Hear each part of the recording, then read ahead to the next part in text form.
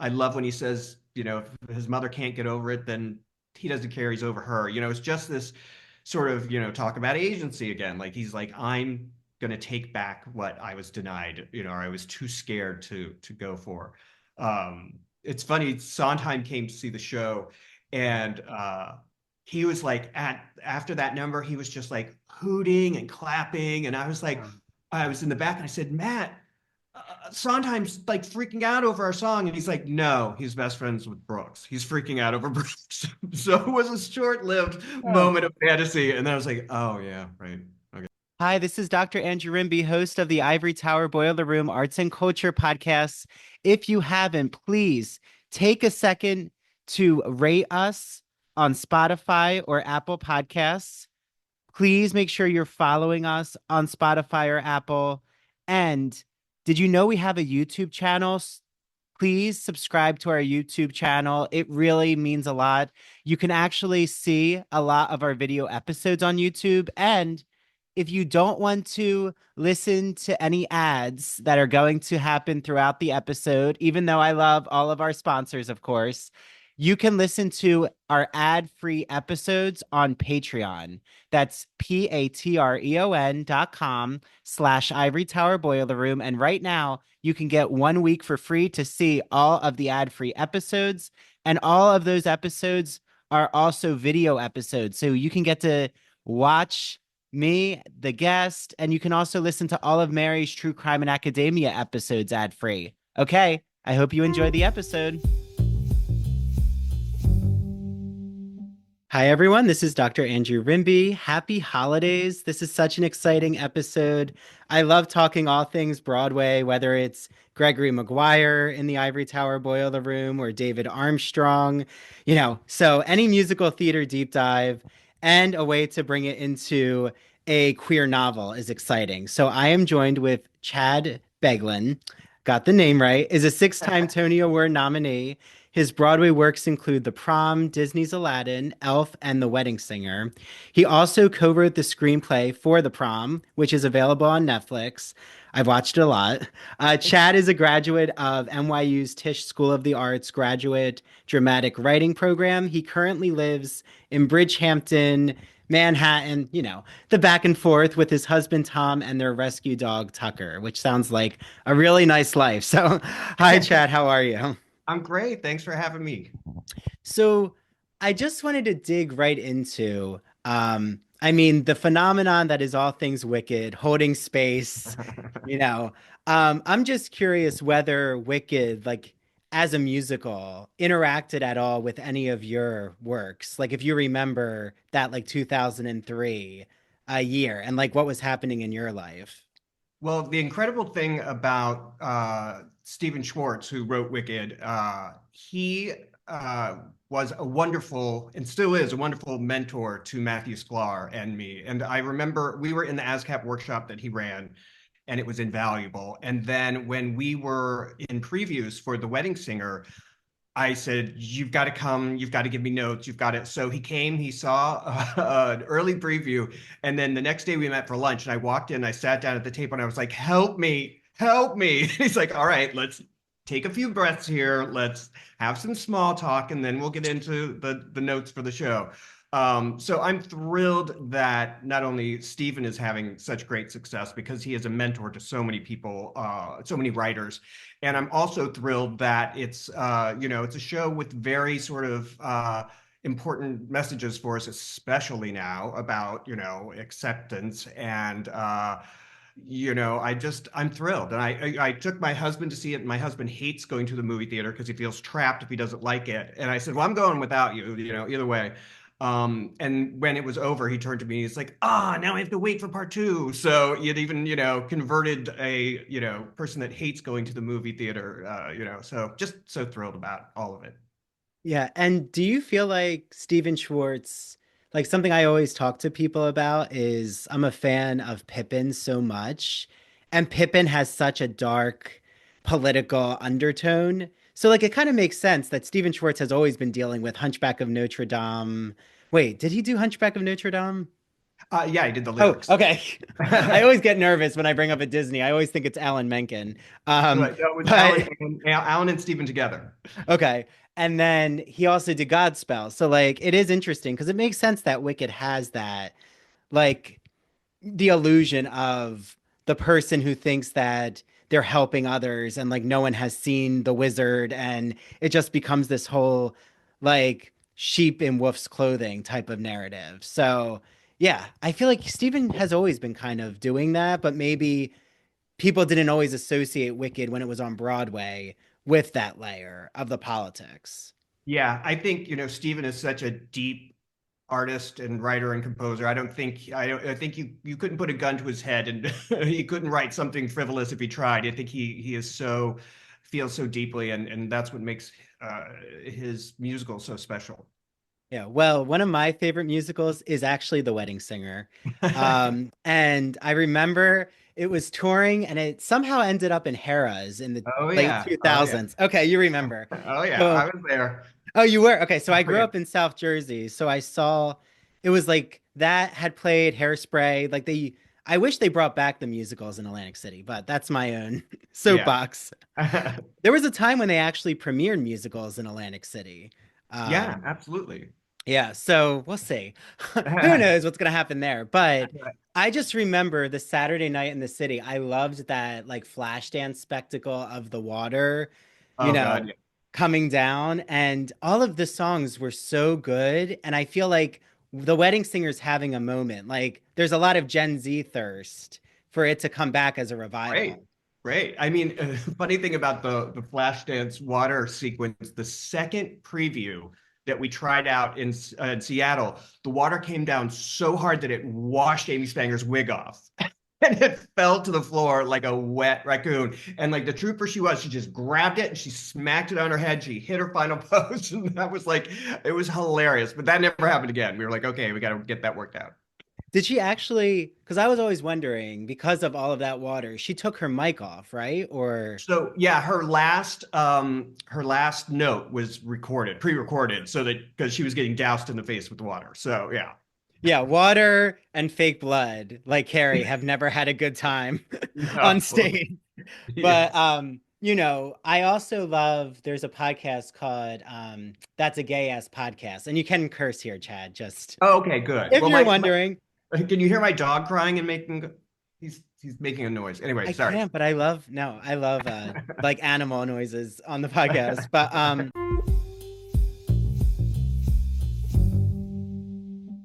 as an English professor, I would have no idea where to begin with books to assign to my students. So I absolutely love Broadview Press, who is celebrating their 40th anniversary. Broadview Press, they publish classic works of literature, academic, humanities books.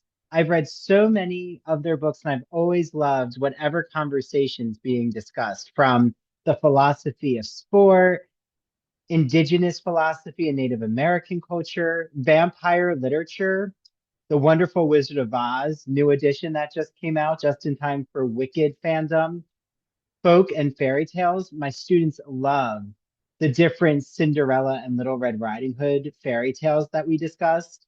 They always have a really exciting collection. So head on over right now to broadviewpress.com. Use the exclusive code that they gave us, Ivory Tower, for 20% off all of your orders. I hope you enjoy your reading, and please let me know and DM me with the books that you're getting from Broadview Press, because I'd love to share it with Dylan from Broadview Press, who always is curious to see what the Ivory Tower Boiler Room community is purchasing. So enjoy your reading, and I hope you discover even more exciting humanities works. So Laura Benanti, I've always just like respected her art. And I feel like, I sent you this clip, but when she just said she hopes that you and Matthew never thought that she was like critiquing your work, like how did that make you feel? Um, how do I navigate this bear trap of a question? Okay. Um, look, I think it's funny because yeah, it did the way she was sort of talking did sound like it was a diss on the show. And, here's a Laura Benetti story. When we were out of town in Seattle, we were sitting doing notes in the lobby. And the director said, Laura, I think you might get a laugh on this line if you blah, blah, blah. And she said in front of everybody, well, it's not a funny line. Give me a better line and I'll make it funny. And everybody in the cast sort of looked at me, and I was just so upset that I just closed my laptop. I went into the theater and I bumped into this guy who was a very like seasoned professional who'd been around. And I told him what happened. And he said, look, go talk to her. Just tell her, what's going on. So I said, okay. So I, a little bit later, went into her dressing room, and hair and makeup was there, wardrobe was there. And I said, I need to talk to you for a second. And she's like, okay, yeah, go ahead. What's up? And I was like, no, I mean like alone. And everybody in that dressing room, like pushed out, like they tried to get out of there so fast. They were like, oh shit. And I just said, look, it kind of sucks if you don't like a line. You don't have to like shit on it in front of the entire cast and crew. Come to me. I will rewrite anything. Let's work together. I'm here to like, this is a collaboration, And she was like, oh my God, I didn't even think of that. I'm so sorry. And she even wrote me a hilarious note and put it under my, hotel door. And so after that, like I thought everything was cool. So I thought everything was great. And so then after years later, sort of seeing, there was one interview where they asked her to answer things on her whiteboard, and they said wedding singer, and she wrote no thank you. And I was kind of like, come on, man. But so yeah, I appreciate the clarity, and I know she was going through a lot of stuff, and that none of us knew about. So I appreciate that. And I have many great things to say about her. I had this idea for The Wedding Singer where Julia and Robbie first meet and they shake hands, and you hear this like celestial choir, and then it turns out it's the keyboards broken. And so I pitched this idea. I came up with it, unfortunately, really stoned at a cocktail party. It was like, hey, this is there you go. So I told the director, John Rando, he's like, no. And I was like, why not? And he's like, I don't think it's going to get a laugh, and I don't have time to tech it. But Laura overheard, and she's like, I really, really want to try it. And so because of her, we put it in the show, got a huge laugh every single time. And not only that, it ended up being the beginning of our commercial. Our television commercial was that moment. Oh, wow. So I always have to give her, lots of respect for, helping push something through that, like, I was hitting a roadblock, and she sort of helped that moment. Yeah. Well, I feel like that's a really beautiful full circle. And right, like, Yeah. I'm sure in the theater, just like in any profession, no one knows what someone's going through mentally. Like, Right. I think she was going through a divorce, she said. And then it's like reflecting and having that like moment of, because I can see myself when I was getting my PhD, there were definitely moments that I flew off the handle mentally, like just taking everything so, um, it was so charged, like my Right. experience. Yeah. And there's such a competition sometimes, which is unfortunate. I always say academia and theater are like very similar, but Yeah. that it's nice to just have those moments where you realize, oh, okay, that person who maybe even I said something to, they didn't even make anything of it, or like, oh, we can have a conversation about it. So, you know, Right. Yeah. No, and it's also, we were all very young and under a lot of pressure. And, the Ben Brantley was not kind to the show. The other reviews were great. So we were all in such a pressure cooker, and just,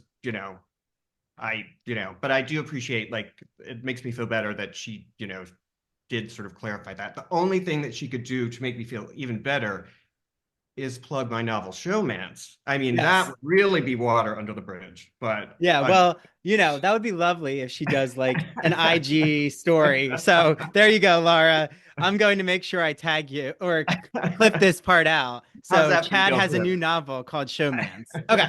But so like There is, what? sorry, one more Laura thing. Yeah, There go is a ahead. character in here, Melissa, that is very much Laura's sort of brand of humor. So that is kind of hilarious. If there's ever a movie, we might work together again.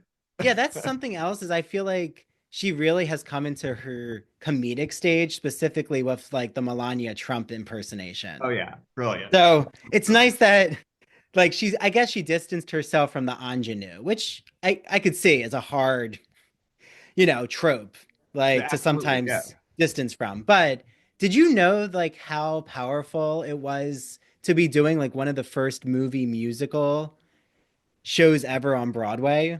Well, it's funny. Hairspray had just happened and was a big hit. And um, Ben Brantley, in his review, sort of came after us saying, I'm paraphrasing, that, movie musicals are going to be harder to avoid than global warming. So, like, we were the next sort of big movie musical to come out. And it was basically him saying, oh, boo, I don't like this. So we sort of got, I feel like we got an unfair shake, but, them's the rules. That's how it goes. The critic gets the last say. So Well, right. And the critic is actually a good place to like transition, which I've had Jesse Green on. So I don't know. I didn't look up if Jesse Green has said anything of your yeah, musicals. Jesse has been very kind, and Oh, good. yes, no, it's Okay. He's the kind critic. That's good. I'm not always, Well, but he's no, been no. kind to us. So Well, you've never done a jukebox musical. no, That's oh, not that's yet. his if you listen to my episode with him, Chad, like the way Yeah, Ben didn't like movie musicals, right. he does not like jukebox musicals. Yeah, yeah. Good to know. But the way that like the prom, I've always loved, I saw it on Broadway. And I love like that opening of just that meta nature, the show within the show. I think Bob Martin, right, was part of your Yes, collaborative team. Okay, so I saw yes. Drowsy Chaperone too on Broadway, as like a child. I think Bob Saget was. That's like a child. Way Well, to make us feel old. I'm sorry. I'm sorry. Like as No, a it was a baby double. in a bassinet when like I was I wasn't a a child. I was a hundred freshman in high school, I a think. But hundred years old. so I asked Bob once in the middle of a prom rehearsal. I said, "The kids in the ensemble are so young. What do they look like? Babies. What do you think they look like when they look at us?" And he's like, "Have you ever seen those body exhibits where they don't have skin and they're just withered?" I was like, "That's exactly what they see." well, you look young, Chad. I don't know. Oh, Whatever. it's Your face regimen is it, spectacular. yes, Um, lighting. but like what I love is that just nature of how they realize that, the actors are actually realizing and coming to terms with like just being so upset with being scorched by the critics, thinking, okay, we're gonna like be the activists, we're gonna go to the small town America, and we're gonna change their lives. We're gonna, just make this a huge PR spectacle. And it's like very similar to Showman. So with like Yeah. just the way that the critic can really impact someone's mental psyche and make them, I guess, go from the metropolitan area to the small town like Well, Midwest. it's funny. They're obviously connected, but the reason they're so connected is before we even started the prom, I wrote the first few chapters of Showmance. And then I thought, like, wow, this is a marathon. I don't know if I can do it. You write five good jokes in a musical, you've done your first scene. You write five good jokes in a book, you're still on the first page. So I sort of questioned whether I could finish it. So I put it away. And then we were doing the prom, and the prom had a totally different opening number. It wasn't Changing Lives. We did a workshop, and it was this song where you saw each of the actors in a really horrible, horrible musical. So, Dee Dee Allen was in Goonies, the musical. Barry was in Forrest Gump, the musical. Trent was in Long Day's Journey into Night, the musical. And they would do little like bits of their show, and then they would do these inner monologues where they sang about hating their lives, and everybody was confused. Everybody's like, I don't know what's going on here. And so I said, you guys, I wrote this book that I'll probably never finish, but in it the guy's show opens and closes on opening night. And they're like, that's it, that's what we're doing. So then, flash forward, when I was writing the book, I was like, oh, do I change this because it's too much like Prom now? And I was like, I guess it's okay to steal for myself. But yeah, so they're definitely linked by the same inciting incident, which is a show on Broadway going completely up in flames. Well, and if I remember correctly, you're from the Midwest, right? Yeah. Yeah, Okay. so I'm from a small town called Centralia, Illinois, and it's about an hour from St. Louis, Missouri. And I had a community theater just like Noah did growing up, and I was there constantly, and they let me write and direct my own shows there, and they were super wonderful and supportive. And it's one of the reasons I wanted to write the book, to sort of as an homage to those people at the Centralia Cultural Society.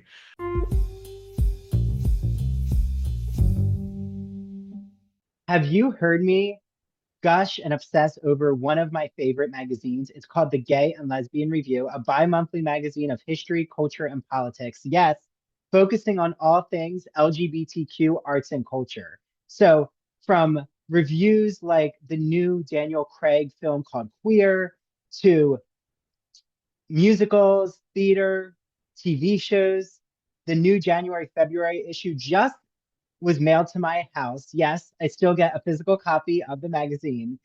There is a discussion about sodomy at the court of Louis the 14th, how Mark Twain was bottom shamed. Yeah, I know. A scandalous title. I'm really curious what that means. And just so many conversations that will have you doing a Google search to find either the book that's being reviewed, the TV show that's being talked about, the film that's being discussed. I love the Gay and Lesbian Review. And they gave us an exclusive code. So, all you ITBR listeners, make sure that you write down the code ITBR50. Go to glreview.org and you can get either the digital or print subscription for 50% off. Yes, 50% off. Use that code ITBR50. I hope you enjoy your reading.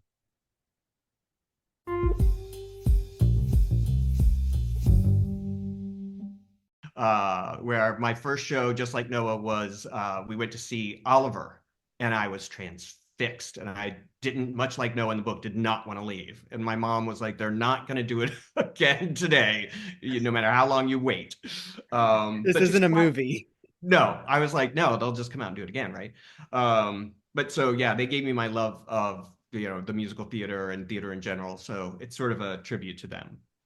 Yeah, well, I remember when I just saw the prom this summer again at Broadway Pittman Theater in South Jersey. Oh, great. Um, it was so wonderful. They had an orchestra. I mean, it's like, pretty, I think it's a high caliber. I love community theater, and I think it's interesting just to see how many are subscription members and like how many were white and older. Like when I'm saying older, I'm saying like over 60, and Mhm. that no one left during intermission, and that it really like opened. It just really opens those communities up to, they're not all going to go to Broadway. So like how do you even feel about that perspective of what community theaters do with your material? It's wonderful, and I'm thrilled that it's one of our licensing company said it's one of the most requested titles right now, and I think there have been instances where the school board tried to shut the show down, and I had to get involved, and fortunately they got the show back on. Just it just to have this sort of message out there is so important, and it's like this wasn't a regional, but with our out of town tryout in Atlanta, I wasn't there, but Matt Sklar went to a talkback, and there was this old white man who stood up and he said, "If I would have known what this musical was about, I never would have come. But I'll tell you something, I'm glad I came, and I'm glad those two girls got together at the end." Wow. And which is shocking that lighthearted musical theater could change somebody's deep felt homophobia over 2 hours of singing and dancing. So yeah, that's the thrilling part of the show living on in all these different communities where you would think, oh, they might shy away from it, but they're pushing forward and saying we're doing it. Yeah. Well, and when you were writing, so your first novel, Showmance, I mean, has beautiful blurbs by Andrew Sean Greer. Like you can't ask for better than that. And Stephen Rowley, who I really loved interviewing about the Guncle. So what was just the transition, or I don't want to say transition because you do write, like you wrote the books for Aladdin and On the Record, which I have to tell you, I had that whole collection of On the Record. Right. Loved it. But what was it like just like moving into the novel space? Like, was there something that you found easier, harder? Well, there are, all these new words that I've learned now in the fiction world, and one is pantser, Mm. which means writing by the seat of your pants. And with every musical I've ever worked on, we outline everything. We get together and who's going to sing what, where, and we all agree on it, and it's very structured. And I didn't want to do that with this, so I was a pantser. So I was just like, I'm just going to see where we go. I had a general idea, and ideas would pop into my head, and I'd be like, okay, let's try that. Um, So it was a lot less sort of structured as a process. And it was also one of the reasons I wanted to do it is because you're always waiting around when you write a musical. You Mhm. know, you're waiting for the director schedule, the actor schedule, you're waiting for the right theater size to open up. So this was just like no waiting. I could write it as fast as I wanted to, and then, I never knew if I would be able to get it published. So that was, sort of a thrill. But, it was a totally different experience. And there's no opening night. So you get a publication date. And I kept going, oh, okay, my publication date is October 1st. And then it came and it's like, oh, nothing happens. Like there's no like, you don't get any like response like you do with a theater project. So that was an adjustment thing. You know if people are laughing at the jokes or enjoying the show or not. But with a book, it's just sort of silence. Yeah. Do you feel So like you very, could be like, has this now inspired you to become a pantser with musicals, or is that just not a possible, like, um, even method to do? yeah, there's so many different departments that have to agree. So, I think it would be really, really hard to just say, let's all kind of go wherever we think we want to go because everybody is as when we're writing the book scenes, we're trying to support the score and, the score is trying to elaborate on what has happened in the book scene. So I think it would be really tough. It's funny though, because like even my boyfriend, not calling him out, because he'll probably listen. So I'm not calling you out, Lawrence.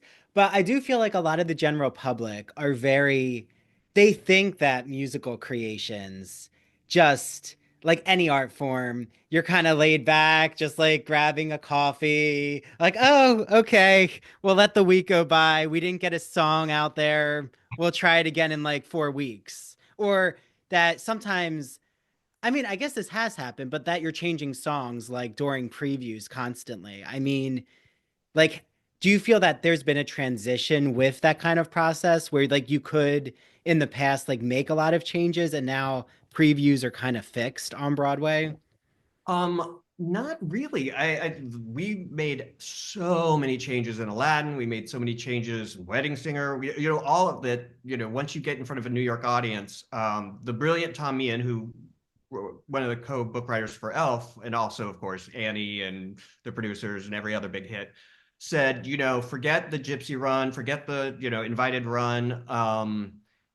The first night you have people who have paid their hard-earned cash for tickets, that's when you'll know what you've got. And it's always been true because they're not there to be your friends. They're not there to laugh if it's not funny. So that first paying preview is where you really start to work. And you're like, okay, that doesn't work. We got to cut that. We got to fix that. We got to, it's just, it's a lot. And, especially adding new songs is incredibly difficult. Speaking of Laura, we changed her song 2 times before we opened on Broadway. Her song Someday used to be a song called Right on Time, Mm. and it wasn't working. And the brilliant Margot Lyon was like, you guys need to go write a song and you need to write it now, and we need to get it into the show as soon as possible. So Matthew and I went back to his apartment, totally freaked out. And I said, okay, we get 5 minutes to freak out about this, and then we're not freaking out about it again. So he like went fetal on his bed and I just sat there like this. And they were like, okay, that's done. And we're never going to go back there. Let's get to work. But, you write the song, they stage the song during the day, but then they go back and do the old song and the old choreography at night. So it's a Wow. major undertaking for everybody to try and put a new song in, late in the game. Yeah. I mean, like coming from a literary perspective, which I feel like as a lyricist or a book writer, you do have that, like you have that writerly mind. Um, but I just think of like a song from the prom, like You Happened, compared to like Barry's Going to Prom, like the change in your genre of music. Like Right. I've always just been curious, like the way that the symbolism occurs, the rhyming pattern, the structure, like are you really conscious of that, or do you like hear the music first and then you say, oh, this is where the lyrics are going to fit? Or did you kind of already kind of craft the lyrics and then the music comes next? Well, it works both ways. I mean, um, sometimes the lyrics will come first. Usually with Matt, I'll do a dummy lyric and I'll be like, here's what I'm kind of thinking. I'm not married to any of this. And then that will inspire him to sort of play around with it. And then I'll usually say, just forget those words, just where you go where you're going. And then I'll retrofit whatever. Sometimes he'll just have a tune and be like, here it is. And sometimes I'll just have a lyric and it'll be like, like for example, Dance with You, my husband was working for an airline. And so we were in Paris. I was just tagging along and we were totally jet lagged and I was about to fall asleep. And it came to me all at once. And I got up and I like typed it up and like emailed it to Matt, and Matt set it to music. And it's exactly like just from that one flash of inspiration, but it, hardly ever works that easily. And with somebody like Alan Menken, when we were working on songs, with Alan, the tune always comes first. And he's, one of the first times I was working with him on the songs, so I'd been working on the book forever. We were writing the song that became A Million Miles Away for, it was an act one sort of love duet. We didn't want to step on Whole New World, obviously, but we had to show that there was some romantic interest. And he wrote this really elaborate tune. And I sat there and I thought, this doesn't feel right, but how do I tell the Alan Menken as I'm sitting in the room filled with all of his awards and I'm, like crap. And so he turned to me, he's like, what do you think? And I was like, and I guess I didn't act well enough. He's like, you hate it. And I was like, no, I just think maybe it's sophisticated they're so young and it's such a sophisticated tune. He's like, okay, let me try this. And then he just, in 5 seconds, wrote the tune for A Million Miles Away, which was beautiful. Wow. And I was just like, oh my God. And usually he would have somebody on his staff drive me back and forth to the train station. He's like, I'm going to drive you today. And I'm like, oh, okay. And we got in the car and he's like, listen, music comes into me like a fountain, like it just comes at me, and like you have to be okay being like structuring it and like putting a boulder here or putting, like you have to like don't be afraid to like step in and be like, well, what if this? Which was really, really wonderful because then I felt like, oh, great, we're on the same play field at least for the show, and so songs happen in all different kinds of ways, I guess. It's my very long answer to your question. No, this was all wonderful. I mean, just to play a little experiment, and this might not even, you might be so surprised with the song that I'm using as to connect into what you do with Showmance, but I just love the opening of Pop. Like, I love every 5 seconds a girl gets engaged according to Cosmo's latest quiz. Like that just repetition. Like if I was when I teach poetry, like I would literally take it stanza by stanza with like, oh, why is every 5 seconds continuously repeated? Like what's Right. this meaning about their existential existence as women in the 80s with Exactly. like these men who are just horrible Yeah. to them. But like when you come up with that, do you feel like when you were writing, say, looking at the nature of that show within the show in Showmance, like say with Noah, like doing the audition process with the community theater, having like the songs discussed, like was it a similar process or did you feel you had to like operate um in a different imaginative world, if that makes sense?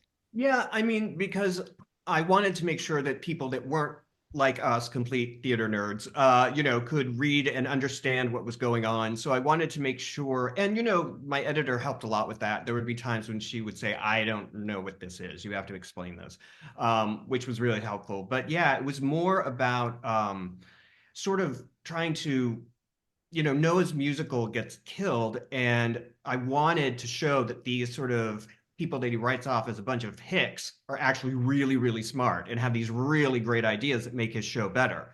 And so it was sort of fun to figure out what sort of horrible things that they would point out, like why are there cyborgs? What does that have to do with anything? And just so it was sort of trying to structure his, he finally loses it when they basically just criticize the entire shebang. But it's sort of part of his journey is that, learning to sort of, not judge people, not judge a book by its cover, and learning that, just because we're in the Midwest, we're not complete dummies, we're actually smart people with good ideas.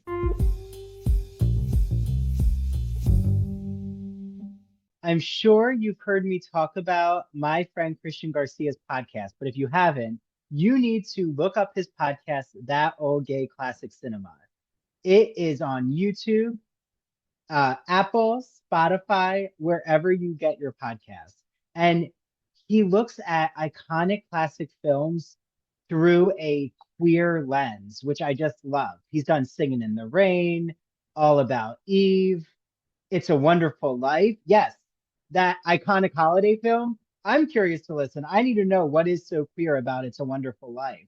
Dracula, The Sounds of Music, you name a classic film, he's probably done it. So go on over to his Instagram, That Old Gay Classic Cinema. Make sure you follow him and you'll stay up to date with all of his recent releases.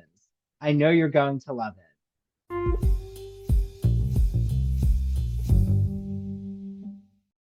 And I love also that you bring in this um like blast from the past of like the bully who now he has to encounter in the form of Luke. And like I'm curious why that was like such an essential part of that kind of reflection. Like what happens when you do go to your hometown and you are face to face with someone who you feel caused so much trauma in your life. And now what do you make out of this connection? Well, it's funny. The idea for that whole situation came, I'm sure I bullied people too, but I was bullied relentlessly. And it was a time when no one was out. You were just, if you felt that you were gay, you just buried it. And in high school, I got this guy in particular, just every single day, he was threatening to beat me up in the parking lot, in the hallway, just every homophobic slur you could think of. And then a few years, not a few years, but once Facebook started to become a thing, sort of, I got a friend request from him. And I was like, is this guy insane? Like, does he not remember every single day? And then I started thinking, what if I'm the one that got it wrong? What if I'm misremembering this? So I called up some friends and they're like, oh, no, no, he's a tool. Like, no, you were right.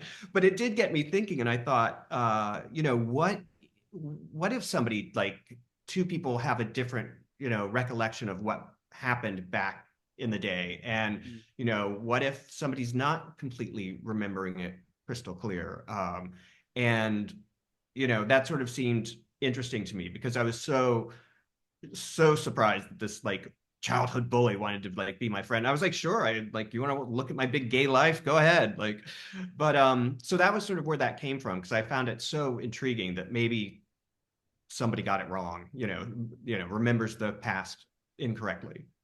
See, I thought it was going to be that this guy Facebook requests you and then ends up being gay, and it was a whole internalized homophobia. Because like sometimes the lady doth protest too much isn't accurate. Amen, sister. So that wasn't the case though with this No, Facebook. no, See, no. that's sad. That could have been a really interesting Yeah, soap opera. that would have been a documentary. Yeah, yeah.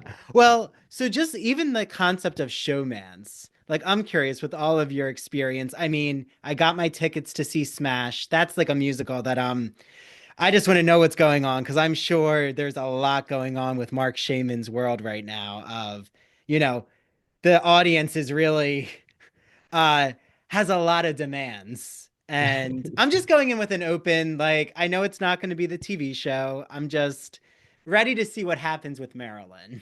Um, Right. so like, how has Showmance played a role in your own experience? Like, have you seen the cast or creative team get a little too cozy, or like how Oh, how oh yeah. much is HR present in these scenarios? Not at all. No, it's the worst. And you see it happening and you're like, this is going to end badly. Like, and then everybody that's involved in the show has to pick a side. It's like mom and dad got divorced, and it's I've seen it happen several times. You're always like, there are billions of people on this planet. You had to pick the one other person in this show and in this room because they don't always. There's sometimes when they work out, but a lot I've seen a lot of them like blow up, and then it's just like everybody's like, oh, now it's our problem. So I'm not a big fan of showmances. Do you feel like even with Noah's horror, like this sensation that okay, now I have to leave, like go back to my small town, almost like a failure type Mhm. experience? Do you feel that like with the pandemic that's kind of shifted that like, you know, Broadway is of course a beautiful emblematic symbol of the musical theater world, but do you feel like there has been with the pandemic like people sitting still and then only being able to get art, whether it be digitally, whether they then could like maybe see some community theater, um, that there's been more exposure to small town theater and there's kind of like a melding happening now? Or do you think Broadway still is like, um, seen as the Emerald City, so to speak? Like, not to put it down, but No, no, I think Broadway will always be the gold standard. And I think, that doesn't mean that, you know, regionals and community theaters aren't crucial and wonderful places. And I, just saw well, my husband and I, our main residence is in Bridgehampton, and we saw a local junior community theater production of the Prom, and it just blew me away. And I was like, this is so important, and for a lot of people, community theater is their gateway into the arts to begin with. So I don't know if I don't think there's ever going to be, I think Broadway's always going to be Broadway, but I think hopefully people are really starting to realize the importance of regionals and community theaters. And, again, that's why I wanted to write Showmance, to say to the theater, community theater that I grew up in, how important it was and how life-saving it was. So, yeah, I'm thrilled that it seems like whenever I did a book tour through the Midwest for Showmance, and every place I went, there was a community theater and they were doing shows. So I found that very, very encouraging. yeah.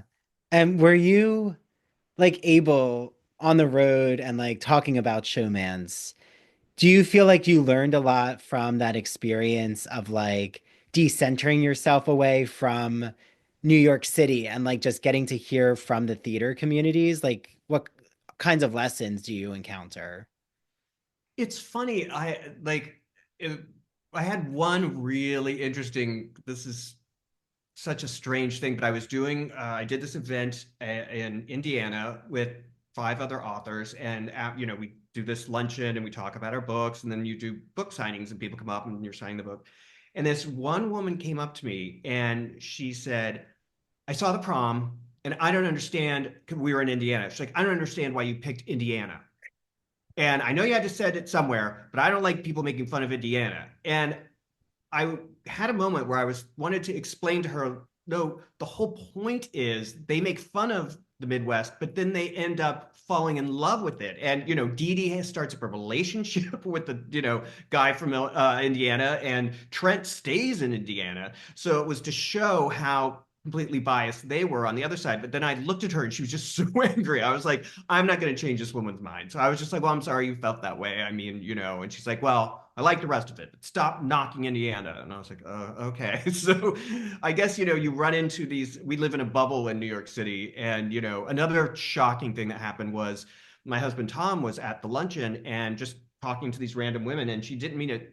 I don't think she meant it how it came out, but she said, what are you doing here? How are you involved? And he said, oh, my husband wrote one of the novels that they're, talking about today. And she said, oh, this is a really conservative place. And I have family members that wouldn't even sit at a table with a gay person. And so that was another sort of wake up call. And, sort of this whole election and everything that's going on has just sort of made me lean even further into all of my queer work. Like, it's just, I'm like, okay, what can I do? Well, just keep putting it out there. And, I was in St. Louis and somebody asked, do you think your book will get banned?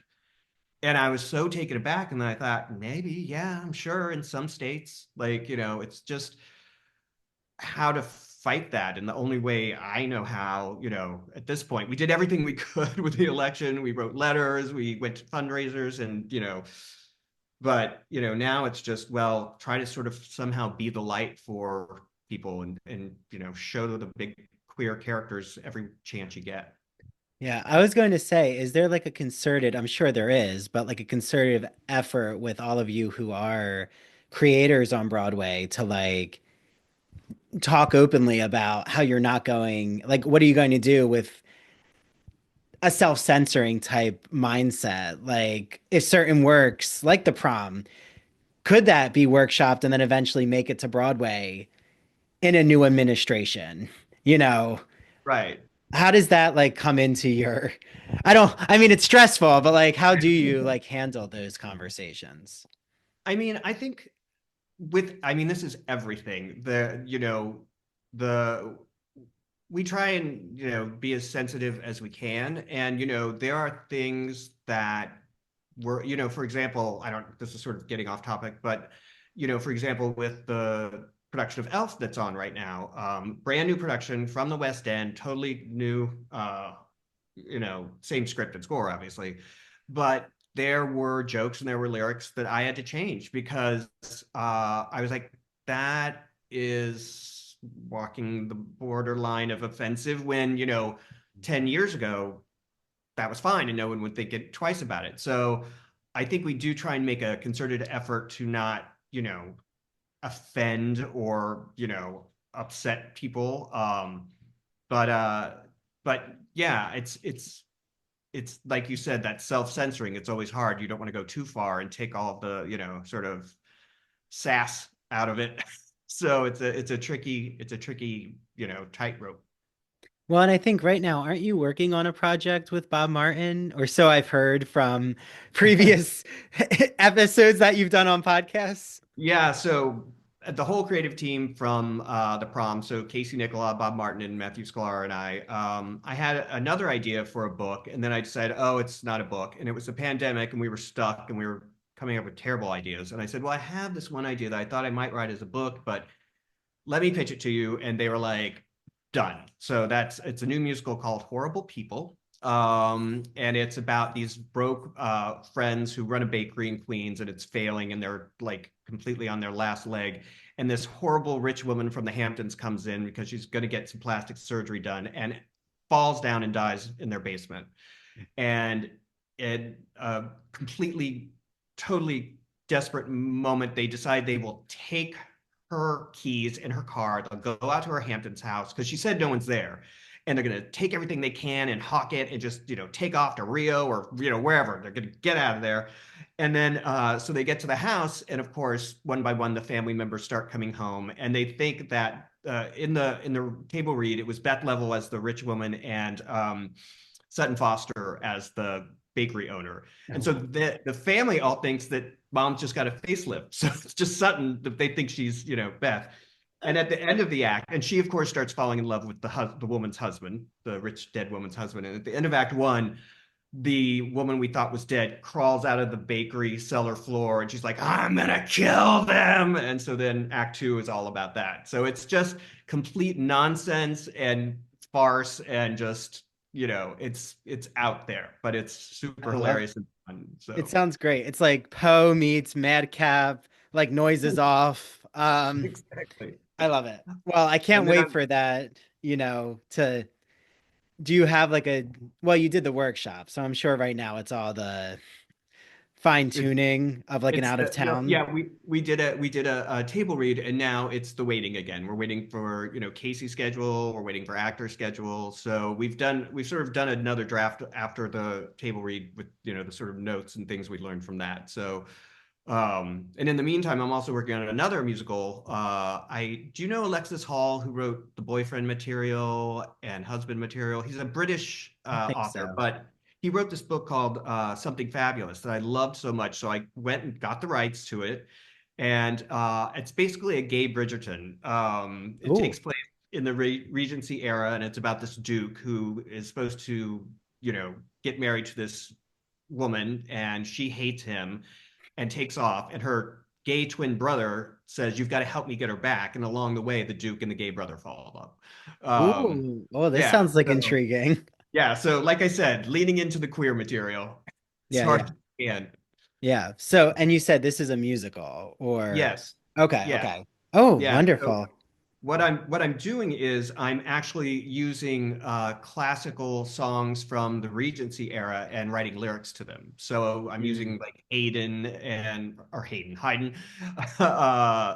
Mozart, Liszt, Mendelssohn, and writing lyrics to them. So it's been fun. It's kind of a new approach. Yeah. Well, that sounds okay. You have so much exciting things happening. I mean, I also realized when I was doing like prep for our discussion that I love every Casey Nicola. Yeah. Like the drow, right? He did the Drowsy Chaperone. Yep. Did he do the Wedding Singer? No, but No. he Okay. did the first version of Elf. He did Aladdin, obviously. He did Prom. He did Some Like It Hot. Oh. Um, just he's amazing. And Casey's so smart that when we were doing one of the readings of the Prom, the song Zaz came in Oh. halfway through Act Two. And after everybody left, he's like, I have a big note. I think Act Two starts with Zaz. And we were like, what? And he's like, we're just treading water story wise until we get to Zaz.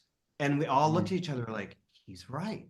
He's absolutely right. And just so he's brilliant with that kind of stuff. He has an instinct and, he's almost always right. And so it's great to be around, somebody that has that kind of, quick brain that works that way because most of us are, just trudging along.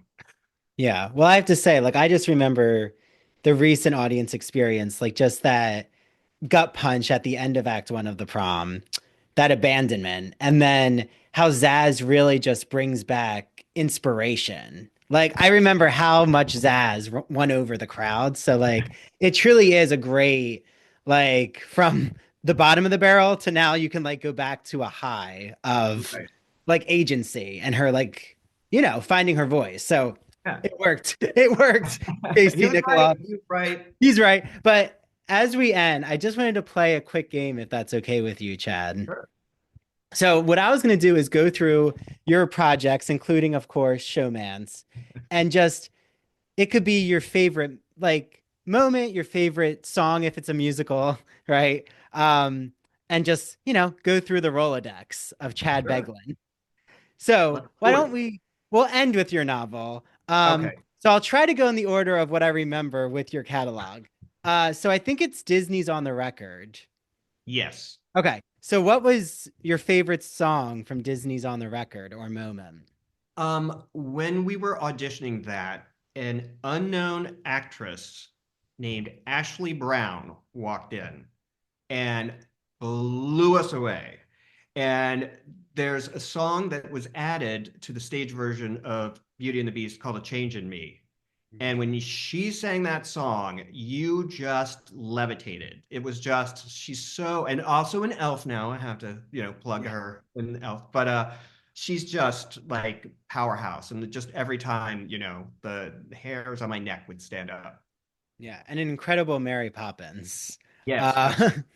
so, okay. Then The Wedding Singer. Um, I probably have to say, Come Out of the Dumpster. Mm. That was sort of written late in the game, and we sort of were like, oh, that's the tone of the show. It's that we're being very serious about very silly, stupid things. You found the heart. Yes. Okay. Um, I want to say, is it Aladdin I next? think Elf would be next. Elf. Okay. So how about Elf? Elf, they originally wanted me to write the book, and I was like, I don't get Act Two, so I was like, I don't want to do that. I'll just do lyrics. And then we had a problem with Sparkle Jolly Twinkle Jingly because in the movie, Buddy decorates Macy's by himself, but it's a big Broadway musical. You want a big number, and so we wrote this big number. And Casey was like, "But why is anybody listening to Buddy the Elf? They think he's crazy." And so I was like, oh crap, how do I say this song? And I was like, I said to Tom Meehan and Bob Martin, I said, what if they think the store manager thinks that Buddy works for corporate? So when he's talking about the big guy, he's talking about Santa, but they think he's talking about some guy in corporate. So they're all scared, so they all help him. And they ended up using that and doing it much better job than I'm, putting it in a hilarious way. But it was sort of one of the moments I'm like, oh, thank God, like, save the song, save the moment. So whenever that scene comes, starts to happen, I'm like, oh, I remember like desperately, like, please let this work. Okay. Well, and then Aladdin. Aladdin, I think for me, the big turning point was These Palace Walls. Hmm. We'd been using a really like song that didn't make any sense called Call Me a Princess, where Jasmine was annoying to try and get rid of her suitors, and it wasn't working, and you didn't like her. And So we decided we would write her a real honest song about wanting to escape and feeling trapped. And I remember the first day we were teaching it to Courtney Reed on stage in Toronto, and the guy that plays Babcock, who's not in the scene at all, nothing, comes up to me. I'm sitting in the audience watching, and he said, "Thank you for what you just did for our show." Mm. And I remember thinking, wow, like he's not even a part of this moment, but he just standing there watching her sing that song, going, "Oh, this is how we fix this show. We go to the heart of it. We stop like trying to be funny and jokey all the time." And so that was like a really sort of pivotal moment that every time she sings that song, I think like, wow, like thank God we came up with that and we're not still doing Call Me a Princess. So is that an I One song in your opinion? Absolutely. You know, Oh. she's saying, why can't I leave here? And of course she says, why can I fly? Which of course later she does. But you know, she's trapped and she has these friends who are saying, you've got to get out of here. You've got Mm. to go up, you know. So yeah, it's her I Want song for sure. Yeah. Okay. Well, The Prom is your Uh next. yes. The one that I mean they all sort of get me like but Barry's Going to the Prom is probably, and Brooks performing it to perfection, just, and Casey staging with the stopping and eating from the mini bar in the middle of the dance break, hilarious. And just the joy that Brooks and Casey's staging brought to it, and just you see this person who is just like had this issue for so long, and it's finally going to happen. And I love when he says, you know, if his mother can't get over it, then he doesn't care, he's over her. You know, it's just this sort of, you know, talk about agency again. Like he's like, I'm going to take back what I was denied, you know, or I was too scared to go for. It's funny, Sondheim came to see the show, and he was like, at after that number he was just like hooting and clapping, and I was like, I was in the back and I said, Matt, Sondheim's like freaking out over our song. And he's like, no, he's best friends with Brooks. He's freaking out over Brooks. So it was a short-lived Oh. moment of fantasy. And then I was like, oh yeah, right. Okay. But Well, I just remember because that was during, I'll call him Voldemort. That's just my phrasing, but that right. was during the previous administration of his. And I just remember at the end of the musical how people turned to each other and they were like, we're going to be okay. Like, Oh, that's it great. truly did bring hope and optimism. So Oh, good. art truly does bring people together. Um, Yes, absolutely. yeah, now more than ever, but even then, it brought us together. But okay, well, I have to end with Showmance. What is one of your favorite moments from your novel? Um, I really love the moment near the end where he sort of has the reconciliation with his father. And, you know, there's a whole ongoing thing about his father never says I love you, and he can't say I love you. And he's men of my generation, we just don't. But like the way they sort of find a way to say it without saying it, and it's enough for Noah. And it's, you know, Luke asks him what happened, and he says something like, I'm paraphrasing my own work, but like nothing and everything in between, you know, it just, they somehow come together. And so I really love that moment. And, you know, just quickly, the idea of the whole dad came from my stepfather was the high school basketball coach and athletic director at my high school. And when my mom married him, I think it was like 7 or 10, and I was full on dressed like Mary Poppins, tap dancing. And so we did not get along at all for a very long time, just complete opposites. And then in my 30s, he called up out of the blue and he said, you know, I just wanted to say that I've been thinking about some things, and I wasn't too nice to you growing up, and I'd like to apologize for that. And you were more of an adult than I was, and I was the adult, and I'd like to say I'm sorry. And my jaw just hit the floor because I always think, you know, people don't really change. And then that happened. And so I wanted to sort of capture that in the book as well, that, you know, even people that seem like they are completely set in their ways, they can change. And, you know, there's a little bit of redemption for every character in the book. Well, and that's just that humanity you're able to express so well, Chad. Whether it's in the musical realm, the novel realm, I can't wait for more of your writing because you do such a good job of bringing that moment of like speaking for those unspeakable moments. Like, right? It's like your therapist might say, you're not going to get everything verbatim said to you that will make you feel healed, but Right.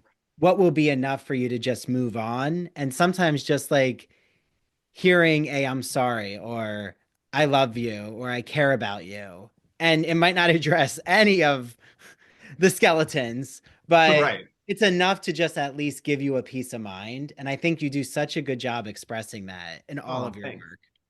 Thank you. Thanks. It's true. Very It's happy. like you really speak for the voiceless in your work. So, Oh, I hope so. I hope and so. I think that's a theme in all of your work. It's like always expressing that underdog person. Yeah. So Yeah. yeah, which I just love. And that's why I'm Oh, always drawn to your work, even before oh. I knew about Showmance coming out. So, well, how can everyone, right, Chad, get their hands on Showmance? How can they follow you? Like, where is Chad Beguelin? I'm Chad Begg on Instagram. The book is sort of everywhere: Amazon, Barnes and Noble, Penguin. Just Google Chad Beguelin Showmance and they'll take you there. And yeah, I'm not really on anything else. I'm too old for TikTok, too confused by it. And I'm definitely not, left X recently because I was like, no, Yeah, not doing yeah, it. yeah. Well, So, I left X. I'm on TikTok with bated breath because I love it, but we'll see. no, I love it. But I'm just like, I'm too old. Nobody wants this old guy. no, you never know. You never know. Um, so also Michael Crouch too does Chad's Oh, audiobook performance, and I've gotten to speak to him here on the show. Wonderful. He does like my favorite books. So you could listen. Your audiobook is so well done. he is amazing. And they sent me three different audition tapes. Mm. And I was like, the minute I heard him, I'm like, he's brilliant because he doesn't hit the jokes. You know what I mean? It's so hard to avoid like, ringing that bell too hard. And he just totally dry delivery, just so great. I just think he did an amazing job. Yeah. Oh, and your local libraries too. I've seen your Yeah, book in a lot of libraries. So absolutely. Yes. Support it those is libraries. everywhere. Showmance is a phenomenon. Okay.